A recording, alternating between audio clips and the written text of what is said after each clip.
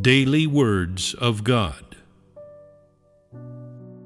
At the moment, God's work is to have everyone enter onto the right track, have a normal spiritual life and genuine experiences, be moved by the Holy Spirit, and, with these as a foundation, accept God's commissions.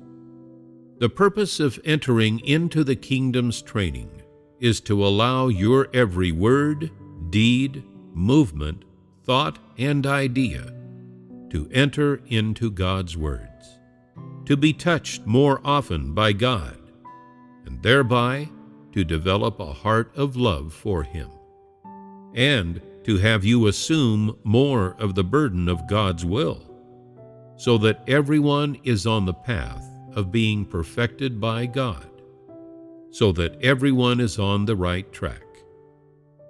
Once you are on this path of being perfected by God, then you are on the right track.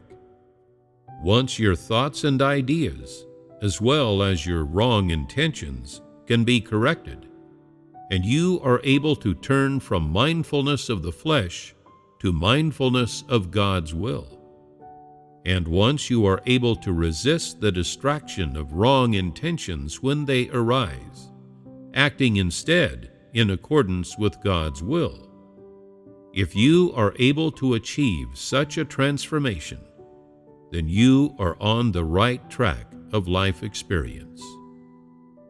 Once your prayer practices are on the right track, you will be touched by the Holy Spirit in your prayers. Every time you pray, you will be touched by the Holy Spirit.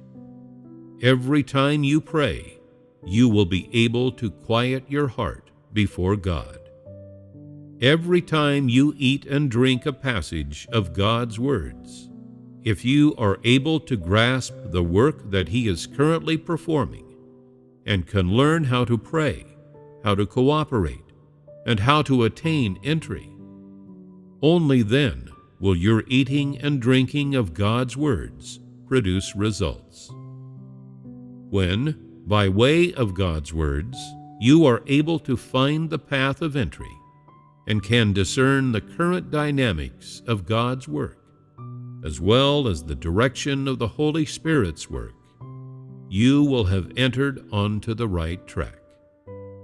If you have not grasped the key points while eating and drinking of God's words, and afterward are still unable to find a path on which to practice, this will show that you still do not know how properly to eat and drink of God's words, and that you have not discovered the method or principle for doing so.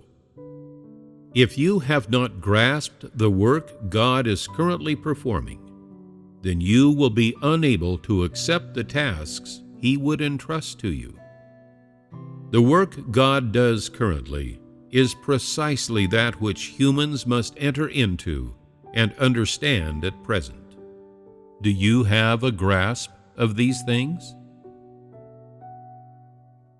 If you eat and drink of God's words effectively, your spiritual life becomes normal, and regardless of what trials you may face, what circumstances you may encounter, what physical ailments you may endure, what estrangement from brothers and sisters or family difficulties you may experience, you are able to eat and drink of God's words normally, pray normally, and carry on with your church life normally.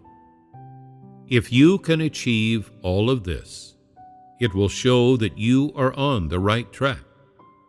Some people are too fragile and lack perseverance. Upon encountering a minor obstacle, they whimper and become negative. The pursuit of truth demands perseverance and determination. If you have failed to satisfy God's will this time, then you must be able to loathe yourself and deep down be quietly determined to succeed the next time.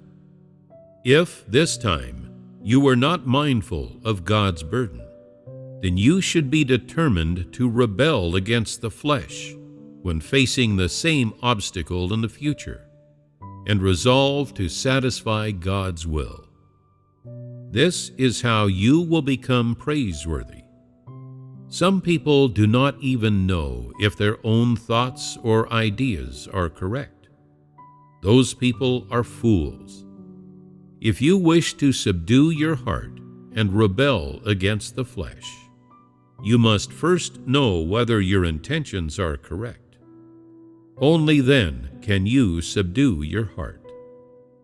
If you do not know whether your intentions are correct, can you possibly subdue your heart and rebel against the flesh? Even if you do rebel, you will do so in a confused manner. You should know how to rebel against your misguided intentions.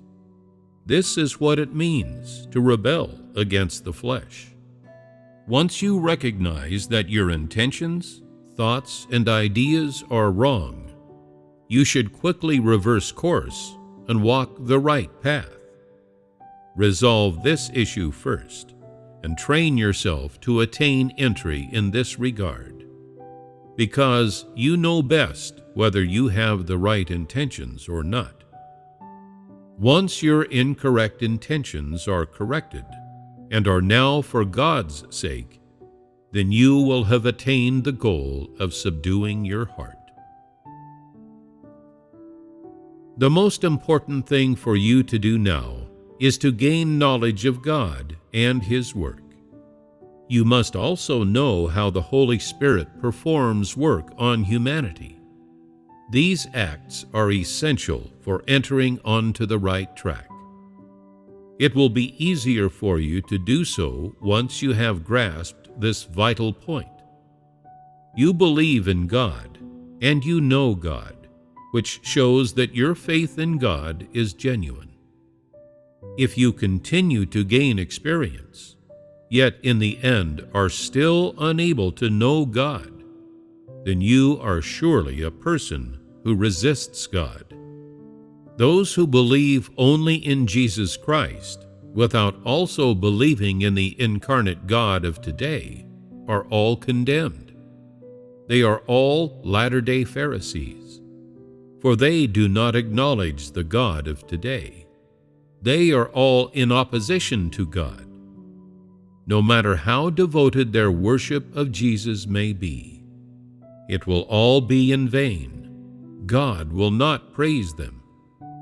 All those with a signboard claiming they believe in God, yet who have no true knowledge of God in their hearts, are hypocrites.